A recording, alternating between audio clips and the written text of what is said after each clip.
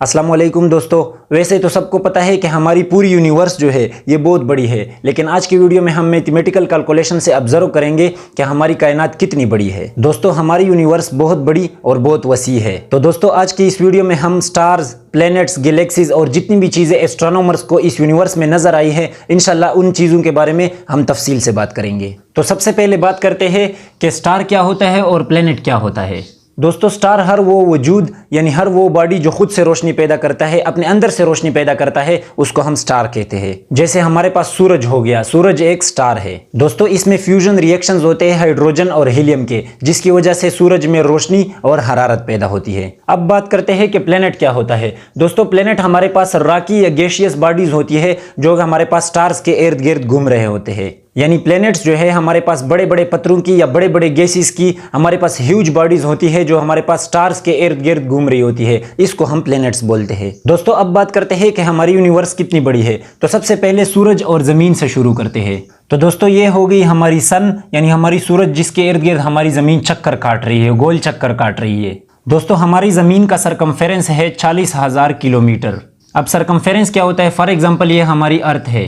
जब हम जमीन के किसी एक पॉइंट से जाना शुरू करते हैं और पूरी जमीन का चक्कर काट कर हम वापस उस पॉइंट पर पहुंच जाते हैं, दोस्तों इसको हम सरकमफेरेंस ऑफ द अर्थ बोलेंगे। और सरकमफेरेंस ऑफ द अर्थ हमारे पास है 40,000 किलोमीटर। दोस्तों अब बात करते हैं सूरज की कि सूरज कितनी बड़ी है। जब हम अपनी जमीन को 13 लाख दफा करेंगे तब सिर्फ एक सूरज बनता है। यानी सूरज जो है ये हमारी जमीन से 13 लाख गुना बड़ा है। दोस्तों यहाँ पर हमने सिर्फ सूरज की बात की, लेकिन सूरज के अलावा हमारे पास यूनिवर्स में अनगिनत बड़े और छोटे स्टार्स मौजूद है। तो दोस्तों ये जितने भी छोटे बड़े स्टार्स है, ये जब आपस में मिलते हैं और सितारों का एक गुच्छा बना देता है, दोस्तों इसको हम बोलते हैं गैलेक्सी।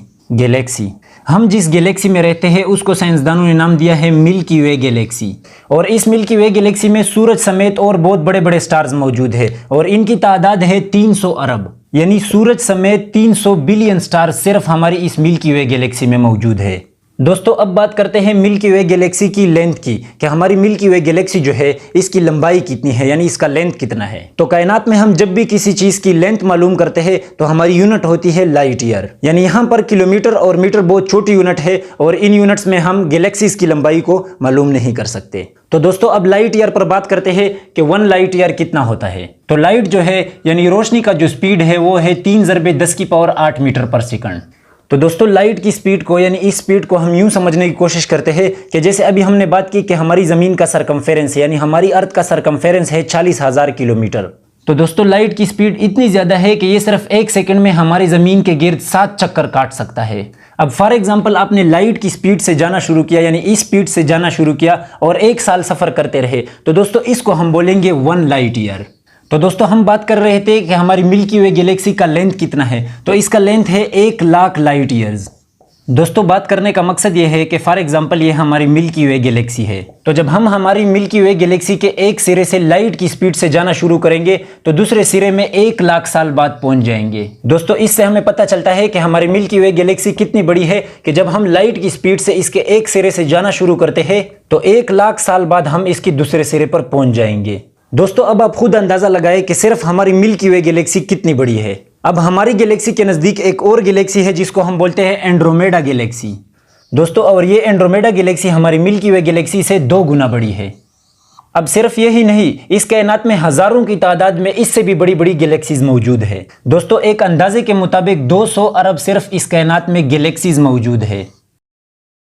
दोस्तों साइंसदान कहते हैं कि ये जितना भी कायनात है ये एक बहुत बड़ी चादर की तरह है जिस पर गैलेक्सीज छोटे छोटे डॉट्स की तरह मौजूद है। और दोस्तों यहाँ पर याद रहे कि मैं स्टार्स या प्लैनेट्स की बात नहीं कर रहा, मैं गैलेक्सीज की बात कर रहा हूँ। दोस्तों अब 2 या 2 से ज्यादा गैलेक्सीज जब आपस में मिलकर एक गुच्छा बना देती है यानी ग्रुप ऑफ गैलेक्सीज को हम बोलते हैं क्लस्टर। और दोस्तों ये क्लस्टर जो है ये अरबों की तादाद में इस पूरे यूनिवर्स में मौजूद है। यानी यहाँ पर ग्रुप ऑफ गैलेक्सीज, यहाँ पर ग्रुप ऑफ गैलेक्सीज, यहाँ पर ऐसे अरबों की तादाद में ये क्लस्टर्स हमारे पास इस यूनिवर्स में मौजूद है। और दोस्तों ये जितने भी क्लस्टर्स आपस में मिलकर एक गुच्छा बना लेती है उसको हम बोलते हैं सुपर क्लस्टर। और फिर अरबों की तादाद में सुपर क्लस्टर्स मिलकर एक यूनिवर्स बनाते हैं। तो दोस्तों अब आप खुद सोचो कि हमारी कायनात कितनी बड़ी है। और दोस्तों इतना ही नहीं, ये जितना भी हमने सारा बयान किया यानी ये गैलेक्सीज, ये क्लस्टर, ये सुपर क्लस्टर्स, ये बाकी सारा जितना भी हमने बयान किया इसको हम बोलते हैं ऑब्जर्वेबल यूनिवर्स।